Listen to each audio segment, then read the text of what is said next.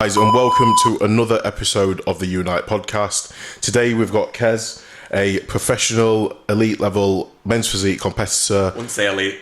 I'd say you're elite, bro. Like if you're weighing it up against the level that you're at, you are an elite bodybuilder. I appreciate it, man. You're close. You're heading on to being a pro at some stage. That's obviously one of the goals. Fingers crossed, that's the goal. Exactly, and you're not too far off, are you? Yeah. Well, next time I compete, obviously. Well, we'll get into that later on. Yeah, obviously, that's the goal next time. Yeah. Yeah, great. So introduce yourself then, as well, just to reiterate what I've just said, like what you do and everything. Yeah, cool. So my name is Quais. So I'm a men's physique competitor, and I'm also a posing coach as well, specifically focusing on men's physique. Yeah. Perfect. So you are a competitor in men's physique. What federations have you competed in? What shows have you done? What placings have you got underneath your belt? So, funnily enough, I've only actually competed in one federation. Right. So that's the UKDFBA. I think the main reason probably is my coach, AJ Morris, and he's very affiliated with that federation. So I think I've kind of been pushed towards doing that. Maybe in the future, I'll do some other federation. So in terms of show history, so first competed in 2019. First show I did was the UKDFBA Northern. Came third in that, and I just scraped a qualification to British Finals that year. And then I did the British Finals and I didn't place. So I think it was 10 of us in the class, and I think top 5 placed. Yeah. So I was outside the top 5, which is pretty gutting, but it's one of them things where it just gives you motivation to come back better next time. So next time, which was in 2022, so last year, I did the Northern qualifier again. Won my class, won the overall there, so which is pretty happy with that. And then qualified for British Finals, and then obviously won my class at British Finals, but I didn't quite win the overall. A lad called Jovan, who's absolutely amazing, won that. So that's my history with my shows, and obviously just in my off season now, in preparation for the next time I compete. How long have you been in off season for? Not that long, so since October last year, so just over a year or so. So well, I say not that long. Yeah, you say not that long because you know how long an off season has to be. Then, cause it's one of them where I think it depends on whether you're natural or enhanced. Typically, enhanced people, they can go year on year and compete. Whereas natural people, it kind of takes a little bit longer for you to recover from a prep, because obviously your test levels are plummeted in the gutter. And if you've got the assistance, you can just use that to get them back to where they need to be, and you can recover a bit quicker than naturally. It takes a little bit more time to recover. Some people do it year on year, fair play to them, but I'm someone I feel like I need a bit of time to just recover from a physiological perspective. So how long was your last recovery phase? Honestly, it took my last one, it took a while. So by the last one, I mean my first one. Genuinely feel like it took me about 6 months to feel normal again. No way. Did you get your bloods done to actually check your test levels? So I did probably should have tested them a bit more frequently. I tested them about 6 weeks after my show. Terrible. I can't remember what it was, but I know my test was outrageous. And I maybe tested it a year after, and it was fine then, but I know how I felt. And I know it took me, I think, about, I'd say a good 6 months to feel completely normal again. That's mad, that. It was a lot quicker, actually, my last time I competed. I think it probably took about a month and a half, 2 months. I'd say 2 months to feel completely normal again from the last time I competed. Maybe it's just an experience thing and knowing what to do and how I feel and all that sort of thing. So I think it just comes with experience, really. There's a lot of people out there that probably suffer with low testosterone levels. With you going from a high testosterone level to a low testosterone level, knowing the difference, how would somebody spot that they have low test? Okay, so I would say the biggest one is libido. I mean, that's obvious. That's an obvious one. As you said, it's a self-explanatory, really. It's more... Libido is basically your sex drive. It's more wanting it, if you know what I mean, rather than the performance side of things. So it's kind of am I really interested? Am I really am I bothered? You know what it's like when you're more interested in food, then that's a big sign. It's on prep when you're more interested in getting your checker photos, making sure your pose is right, getting your food in, and then you've got, obviously I've got girlfriend, you've got girlfriend, so then you're just so narrow-minded, selfish-minded, straightforward. So that's a big sign. Another sign is sort of like gym performance. That can take a decent amount of time to recover as well. Is that like in an aggression that you can unleash, just finding it at that sort of even sort of your sort of stamina and your ability to sort of get through sessions and just feel normal. Your recovery between sessions as well. It could take a decent amount of time for that to get back to normal, so you can obviously train at same intensity and same volume as normal. It might take a bit of time for that to recover. Your pumps as well, maybe that might not be the same as they normally would. So there's quite a lot of factors really that go into that. Yeah. And did you use any like natural test boosters? Is there any that you'd recommend, or do you just think they're a fad? I mean, I can't speak because I've never even tried them. Yeah. Obviously, I kind of listen to what my coach tells me to do, and it's not something he promotes really. Yeah. So maybe and AJ's probably like one of the most experienced, smartest natural bodybuilding coaches. I would say he's the best. I trained at Ultraflex, when early days when it was still Iron Athlete. Yeah. When he first moved up there, like I learned a lot. I was stalking his Instagram, his and Kuba's, just picking up on everything that he was saying. I realised he's been doing it. He'd been doing it a long time then. I'm 5 years on now, so like he's double digits, isn't he? I mean, AJ is amazing. I've been actually tomorrow will mark 5 years since we've been working together. That's unreal. So yeah, man, he's amazing. I honestly couldn't speak any higher of him because he's there for everyone. Every one of his clients will say the same thing. He's there for you. He's extremely knowledgeable, and he actually cares as well. Yeah. And his results speak for themselves. He doesn't work with a lot of people, does he? Like he tries to keep it exclusive. Well, it depends what your definition of a lot. Like compared to some coaches, it's still a lot of compared to some coaches, I'd say he doesn't work with a lot of people, but I think everyone gets the same quality of service, which obviously is the most important thing. And like that's inspiring for me as well. Like I'd always cap the number of people I work at just to maintain quality of service for clients, because I think the minute that suffers, I think there's a very small line between manageable and unmanageable workload, isn't there? But I feel like once you've done it and you've gone to your max and burnt out and realise what it's like when you're like chasing after like admin all the time. You're behind on your messages, sleep's done, like you're like up all the time but you're still behind. It just gets to a point where you think, just pull it back a bit and then just balance it out. Definitely. Like, and that's one thing that I wanted to ask you today. So like, how do you manage competing, but being in off season, and obviously you run your own business, don't you? Yes, and also I don't think I did this, but I've got like 9 to 5 day job as well. And you've got a 9 to 5 day job. Yeah. That's mad. So what do you do for your 9 to 5 then? So I'm a product development engineer at a glass manufacturer. Very different to bodybuilding. That's quite a skilled job, isn't it? It's quite technical. So what's your educational background then? So I did chemical engineering at University of Leeds. Sick. So quite a while ago now I did that. How old are you? 28.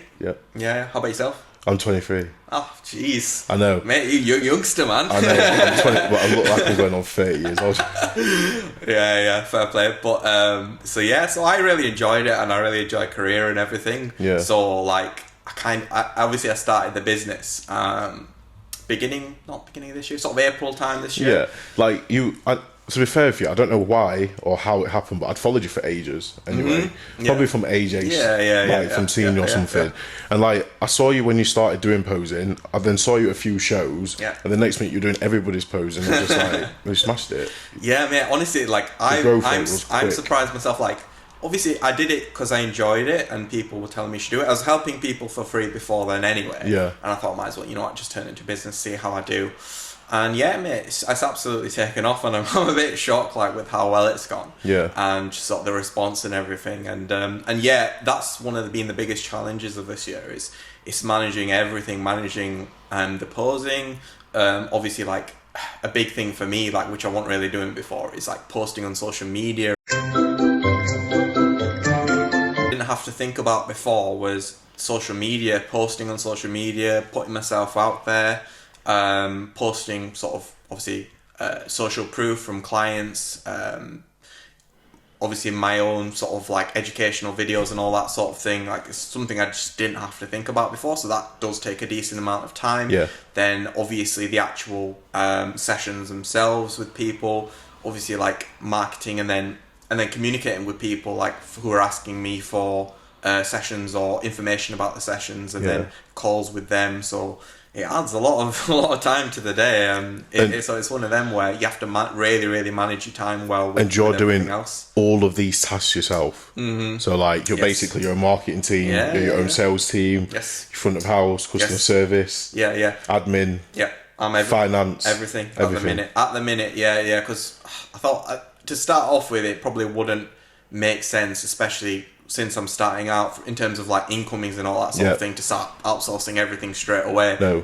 Eventually, I'll probably get to that point, but I think with every business, you have to sort of go through like a proper grafting growth phase to start off with, where you are putting in like serious hours, and it's part of the process. Like, I wouldn't change it. I've absolutely loved it. It's been hard. It's been challenging, but mate, I've absolutely loved it. So that's good. Yeah. And plus, when it does come to developing your actual business itself, because you know how to run these little segments of it, you know how to instruct people. Exactly. Then. Because, like, I'm guessing you're planning on more growth to your business. Like, what are the next steps? Like, where do you see your business going to? Like, your posing, your coaching so in the more short term, so I'm gonna be launching sort of an exercise library, sort of like tutorial videos that will be aimed at specifically the mandatory poses, and basically just a one-stop shop on all the mandatory poses and how to specifically hit them. So I'll be releasing that. Was this multi-federation? Yeah, pretty much every federation. So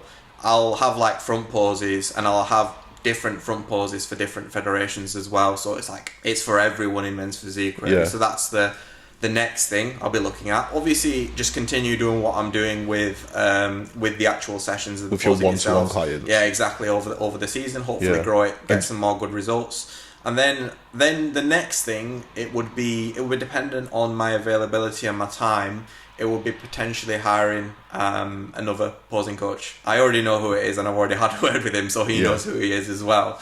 So eventually, if it gets to the point where like I'm turning loads of people down because I'm too busy, like the next step would be to get someone else on the brand. And I am going to have to be very careful with that. It has to be someone I trust, and obviously I do trust this person, and it's someone I have to have posed myself. So I want what the work they do to reflect on me, and I don't want to hire someone who's just going to be in it for the wrong reasons, to elevate themselves on social media or just make money. I want people to want to make a good impact on people. Like, that's the core fundamentals of my business. I want to make my mark and actually help people improve the posing. So that's absolutely imperative, really. Yeah, a lot of coaches in this industry, like, I'm not shooting shots at anyone specifically, miss out the whole element of actually being a good coach, caring about the client, making sure that you're providing a good service, because that will be a massive, like, part of the foundations as to why your business is doing well, because you actually care about what you're doing.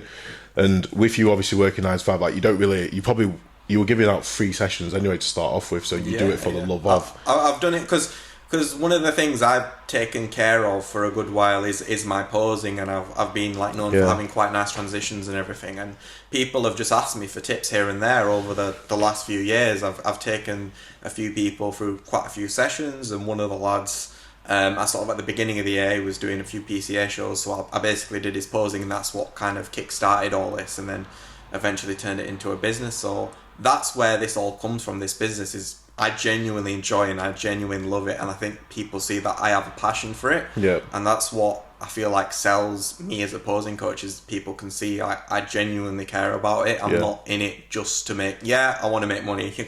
Like, let's not lie, but I'm not in it just to make money and pretend that I care about it. I genuinely do care about it. So I think that shows, and I think that just gets people to buy into you, really. That's great, bro. And so give us a few tips then. For example, somebody that's going on stage, they're remotely lean, they're like ready to go on. They've never ever posed before. Yeah. What tips would you give somebody that's about to step on stage and compete in a men's physique show? I don't know. You can make it just general to every federation. It doesn't have to specifically do this or do that. But what generalised tips would you give somebody before? Yeah. So what I would say for every single pose is focus on what you're doing with your feet first. A lot of people just get drawn to like people putting their arms in certain positions or whatever, or doing fancy transitions.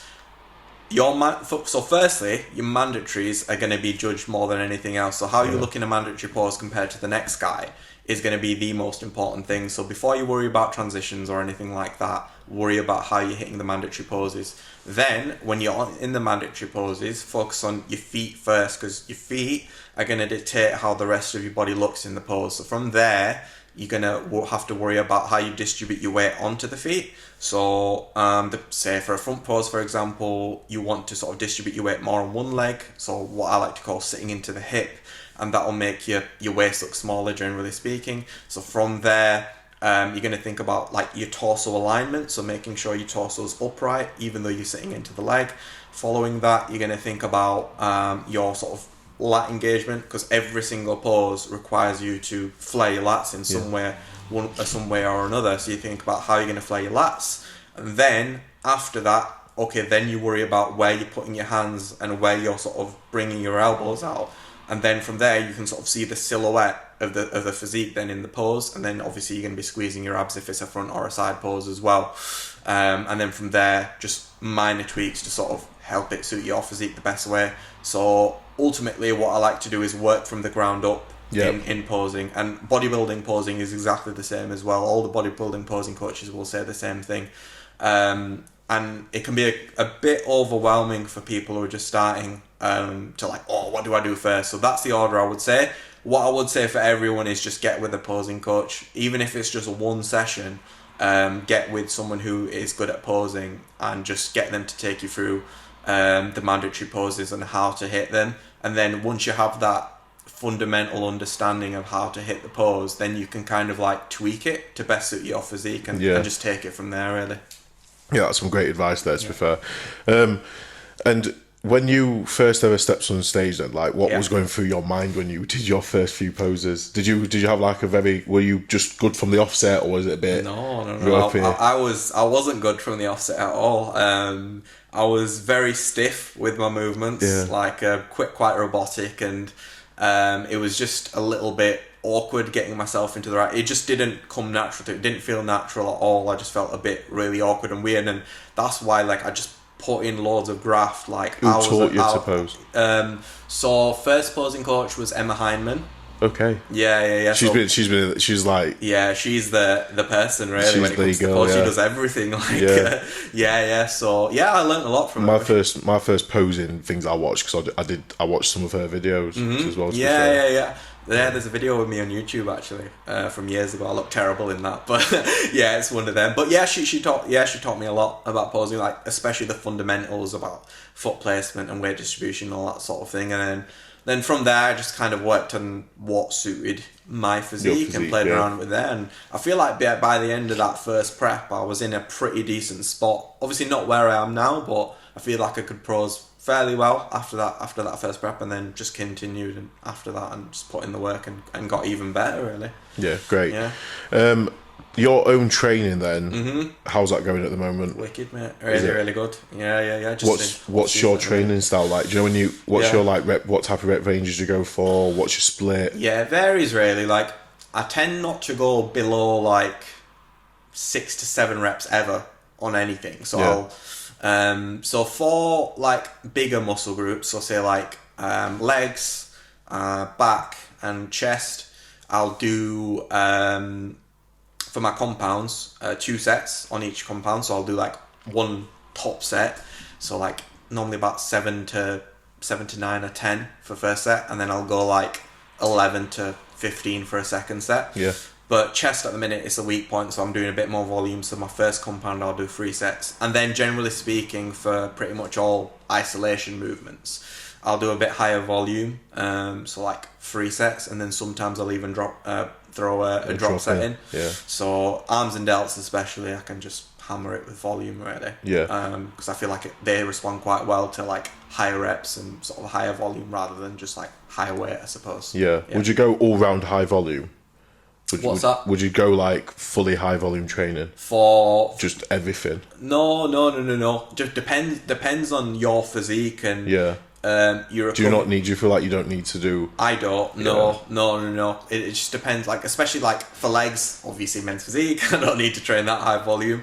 But even then, because of how challenging the sets are, Yeah. and how intense the sets are with like a hack and like if you're actually training hard with compound movements like a hack squat or a leg press, you do not need high volume, in my opinion. Yeah. The more volume you put, if you're actually training hard, it's just going to mess with the recovery, and eventually the quality of your sets are just going to get worse and worse. Yeah. And obviously you're coming from a natural standpoint. Yeah, obviously assistance can improve your I can tell you recovery. 100% it does.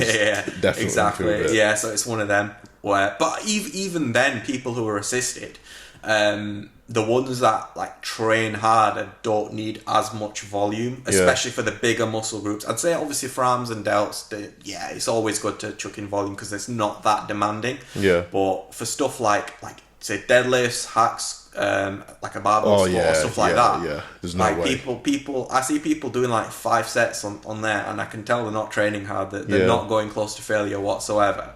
Fair play, it works for people. There are people who look really, really good who train like that. I mean, like, you see, like people like Phil Heath and that. I literally only respond to high volume. Yeah. I don't know. Yeah. If I do strength sets, I come out of it and I feel like nothing's happened. Mm-hmm. Yeah. It's very, very person dependent. So there's just different training styles, really. And I'm not saying like one works better than the other. It's what works. Yeah, Every single person is very individual. Yeah, and definitely. respond to different things. Yeah. What about your nutrition then? What type of do you meal plan? Are you macros? Macros at the minute. So, but having said that, I eat quite a similar thing every single day. So, honestly, my diet's really boring. Just like chicken, rice, veg, oats, fruit, dark chocolate for some fats sometimes. So, very basic, mate. I'm not like a big foodie or anything. I just kind of like. Do you eat off plan? Yeah. I'll have like 1 or 2 meals off plan a week. Yeah. So I'd like chicken burger last night, so it was pretty nice. But I'm not massively a food focused person, to be honest, so I'm not the type to like pig out massively. So when it comes to prep, like I'm a bit stricter, so I'll go from macros to a meal plan then. So my coach AJ will just give me a meal plan and I'll just stick to that. I feel like it helps because in the past in a prep I have done the macros before, and then what you find you do is you play this game where you try and fit stuff into your macros, and it messes with your head really badly, and you get so much food focus when you say, "Oh, I'll have this sweet thing and I'll have this Pop-Tart or whatever and fit it in," and then when you have it, you get even more because you get that sugar craving, and you get even more food focused after that. So I've made my food now in my preps quite boring, quite bland. But at that point, I'm not even thinking about food because I just eat it. Yeah, because meal plan just makes it checklist. Yeah, you exactly. Just tick it off. Exactly. I don't have to think about it. You remove that decision fatigue. So yeah, I prefer it that way. So we'll go on. We'll get some Q&A questions up after this little section. So what I'll do is at this point, I'm going to cut this as like the end of part 1. Yeah. Then we'll do Q&A. But I'm going to edit this bit out. So I'm going to carry on with this bit. Yeah. So we'll round off everything that we just said. So this is like a mini conclusion. Okay. And I'm just going to ask you basically, where do you see yourself in 6 months, 5 years, whatever. And then that'll be the end of part 1. Yeah. Wicked. Yeah. Right. So with where you're at right now, going into the new year, obviously you work full time, you've got your business, you've been off season, you've definitely got goals for everything, haven't you? Mm-hmm. So in terms of the next 6 months, then where do you see yourself? So I think the biggest change will be within the posing business side of things because I'm just still going to be in an off season. So obviously I'd like to have grown the posing business even further.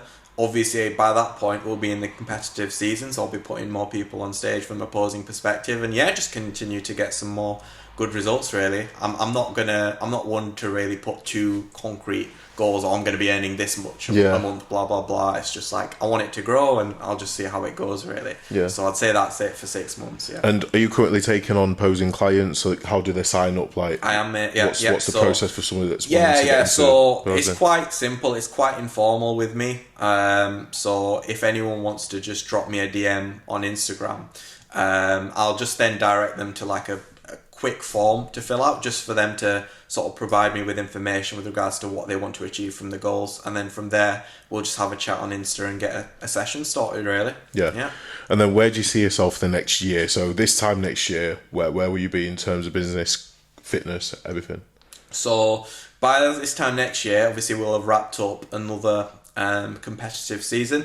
So obviously I want to progress in terms of like obviously number of clients I put on stage from a posing perspective, and obviously the results as well. I'd really like to like have a British champion. That would be really cool.